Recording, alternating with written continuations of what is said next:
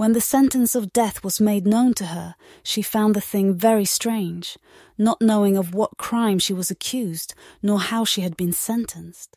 A wretched and blundering youth was chosen as executioner, who literally hacked her head and shoulders to pieces in the most pitiful manner. May God in his high grace pardon her soul, for certainly she was a most virtuous and honourable lady, and there was no need or haste to bring so ignominious a death upon her. This is a quote from the Spanish ambassador in 1541 regarding the horrific, unjustified execution of 67-year-old Margaret Pole. For over 2 agonizingly long years, Margaret had endured the confines of the Tower of London. Margaret, a devout Catholic, had never openly opposed the king or his fervour for religious reform. Instead, she clung silently to her Catholic faith, steadfastly refusing to acknowledge the king's supremacy over the Pope. This unwavering commitment, coupled with her royal Plantagenet lineage, ultimately sealed her gruesome fate.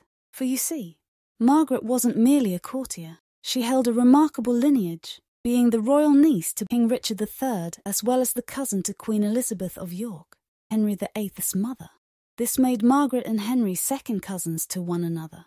Margaret was a Plantagenet by birth, which meant that her sons and grandsons all stood in direct succession to the throne, posing a legitimate threat to the Tudor dynasty, making Margaret and her descendants all targets in the eyes of Henry Tudor.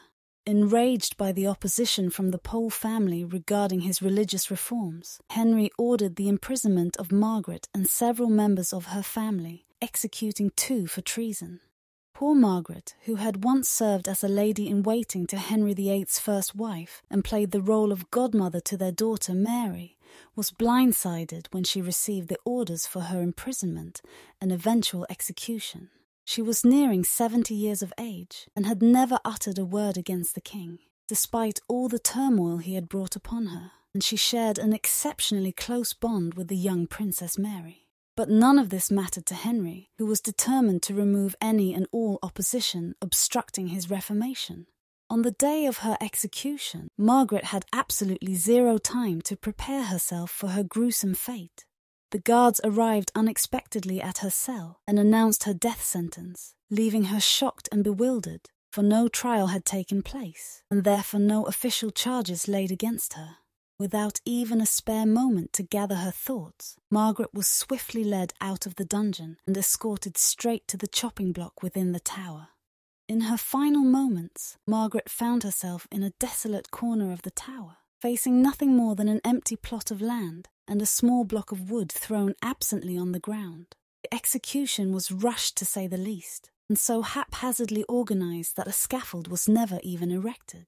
Only a handful of witnesses were present, leading many to doubt the news of Margaret's death later that evening when word spread of her demise. For why would anyone want to execute such a kind, pious, elderly noblewoman? Margaret uttered prayers and blessings for the king and his family as she stood before the executioner, then was rudely told to make haste and put her neck on the block.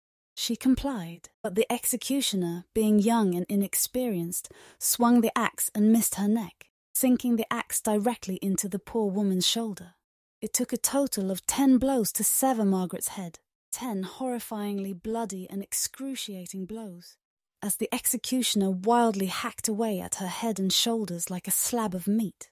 Rumour has it that Margaret refused to place her neck on the block and ran about in a screaming frenzy while the executioner chased after her, swinging the axe around like a madman, hacking away at her body until he finally killed her, though whether this is true or not has never been substantiated.